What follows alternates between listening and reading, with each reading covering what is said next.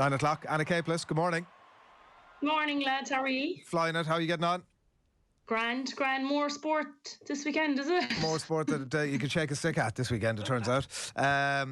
Let's talk, first of all, 10 uncapped players. Was that a wild thing you were grinning at me like? That phrase always occurs me. Yeah, it's good. 10 uncapped players in the Ireland squad for the Australia game in Belfast, and then the squad for the 3 WXV games in September, October.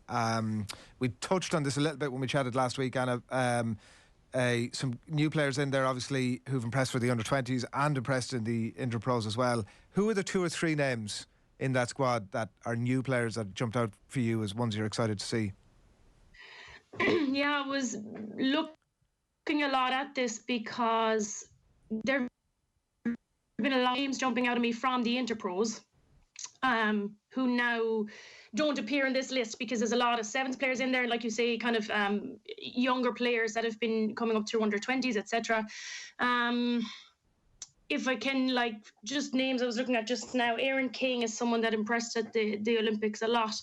The reason she's jumped out at me is because in the forwards is kind of where you're seeing your Interpro players pop up, and then in the backs has been really dominated by the sevens players, so it's kind of hard to find those Interpro standouts. For me, some of I think there'll be some kind of disappointed players not to be in there, but because there's such a challenge there with those players, sevens players coming back from the Olympics and coming into this squad. I'm excited for Alana McInerney, who's been just so solid for Munster. I really hope that she just enjoys her time in camp and gets to kind of put her hand up, and you watch her with Munster, and she's been so impressive. I just really hope she can show that again when she gets into camp. Who else are we talking about? God, there's so many, and there's so many different. Sorry, the other point that I wanted to make about it is that the names that you're not seeing in Interpros are also those spaces are taken up by players who are coming back from the Premiership. But a lot of those players we know already because they're very experienced Irish players, and they're just based in the UK for now. Got into look at the list there again. While you do that, talk to me a little bit as well, just a little bit, Anna, about the list of the likes of Sam Monaghan, Bevan Parsons, Sive McGrath, some more of those names that are missing from the list as well. Where does that leave your expectations? Maybe that's the way to ask the question in terms of the Australia game and then into WXV. Yeah, I think my expectations, it doesn't necessarily hang on those injuries, even though that is a shame to be missing the likes of, Sam, who when we saw Sam and Adele, when they came together in their co-captaincy last year, worked like magic, and I just really was excited to see that going again. So that is a huge blow. Bevan, of course, such a rock, and has really is become a kind of a feared superpower, in the world circuit, sevens and 15s. But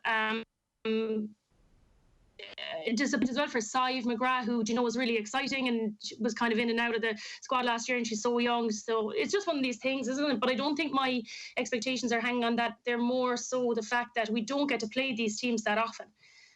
We came from WXV3 and into the Six Nations, which we know, and then you always have your English and French challenge, which are the teams that are up there, at WXV1 level. But other than that, we haven't played Australia in a long time, and that's maybe some kind of blissful ignorance is good for us to not actually know how this goes. We're a bit more familiar with USA, who come up in the third WXV1 match because we played them in a couple of test matches a few years ago, and I don't think I think we can compete with USA, and they managed to beat Australia in the qualifier for WXV1 last year. So what I'm kind of nervous about is the fact that, again, kind of going back to this whole managing Interpros, Premiership, sevens, etc. The Interpros is a nice, those players are kind of match condition now. It was a good 4-match series, and now your squad is dominated by players who haven't played. The Premiership hasn't started, so those players are still in pre-season.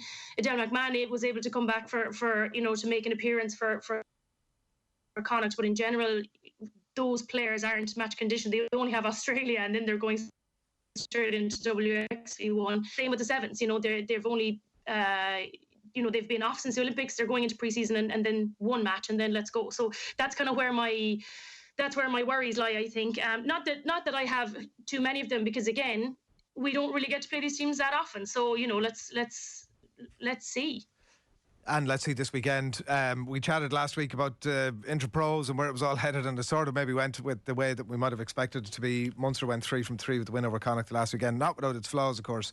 And they're up against Leinster tomorrow in Belfast in the final, the A final, I suppose, if you want to word it that way.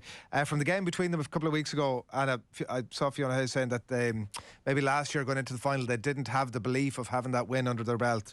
From that game, what's your expectation of the way the game pans out? Will it be run along very similar lines? I know the conditions maybe weren't great that day, but what's your expectation from that game into this? Yeah, I think that certainly the belief will help Munster, because it was actually a comfortable win. It wasn't like a lot of these games, this Interpros, which is great, have been quite close and really closely contested and teams pushing right till the end. But Munster-Leinster was a bit of a runaway. I think that kind of across the park they were comfortable. Like, you look at that, the front row, for example, Munster's front row, who'd be like quite a bit less experienced than the Leinster front row, like really held their own. I think they'll be really excited for that challenge again.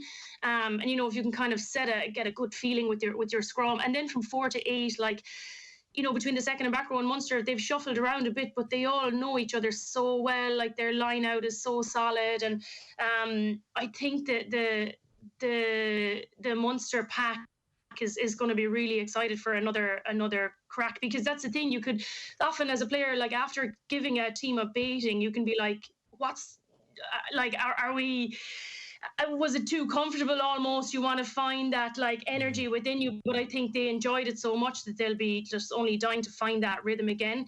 The extra thing to worry about is, so you've got that where you're like, did Leinster play at their best, and are they going to come with something extra? What they do have extra is Aoife Wafer, who came back for Leinster last week, and so they've got to contain her as well. She's just such a damaging player, and she, bided her time throughout injury, and she came back for Leinster last week and just, was just loving being back out there and gave them such a boost. So she's something that they're going to have to contain, definitely. And then you look at, I just think Munster just looks so comfortable now, bearing in mind that they didn't finish well against Connacht. Maybe they just took their foot off the gas. I feel like, again, we spoke about this last week, a lot of the games were kind of whoever was kind of behind coming into the last 20 minutes just really was able to find some extra energy and pull some scores out of the bag really late, and Connacht did that against Munster.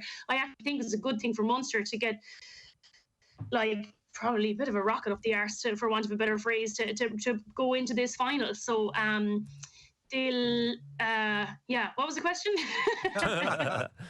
Go on, you want. Well, I was just going to follow on what you're saying there, Anna. Is like, look, a 3 consecutive bonus points victory for Munster, but they seem to have a concentration issue. Not so much against Leinster, actually, in the 11-point win, but the way that they seeded significant leads against Ulster and Connacht. And Fiona Hayes talked about this afterwards, that she was, growing grey hairs very prematurely in her life, like, because of this. Yeah. She can blame the team all right for that.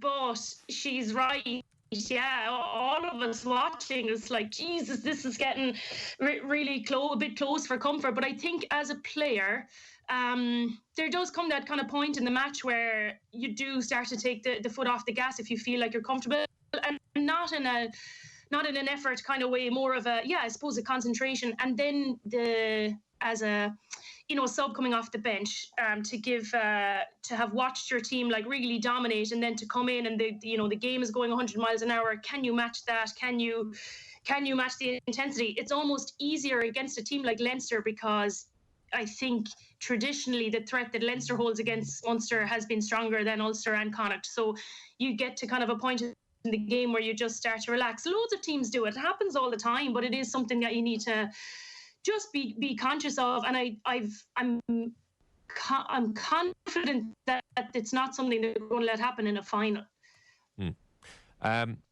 It's set to be Dorothy Wall's last game for Munster before she goes to Exeter Chiefs. It's just a word on her and her contribution to the province. She'll be back. She'll be back. Well, and like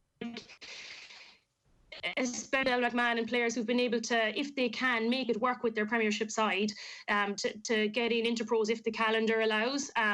So yeah, I'm excited for her though, going to Ealing. I think she'll love it. I think she'll learn loads there from the environment, from the players around her. So I'm excited for her, and it's funny, isn't it? Like this conversation around the players who are in the Premiership, is enough being done and brought them home. Like, you know, even the players that are here are still, you know, allured, you know, playing rugby in the Premiership more so than, like, you know, staying here and doing it full time. It depends what kind of contract you can get, or if you can play full time over there. It's not possible for all the players that go, and I don't know what Dorothy's situation will be, but it's still something to talk about, really, isn't it? Especially a year out from the World Cup. Was enough done to bring those players home, to keep them here? The Premiership this year is really short. They're going October to March, like bang, bang, bang, games, which is actually is what you want. Like, you know, just every week, bang, bang, game time, like good quality games. And then they're finishing up kind of early to allow for Six Nations, and then get time to prep for the World Cup. So was enough done to keep her here or to bring those players home? I don't know. And I don't know, not why would you come home, but there is that thing of, like, you know, these players get the run for Ireland either. So it's an interesting one still, this conversation around, you know, the UK-based players, Irish-based players. So, but yeah, I'm excited for Dorothy, and she'll be back to play for Munster. She will. She's only a young one. Guaranteed. Anna, thanks a million. Thanks, lads. Talk to you soon. Enjoy the games.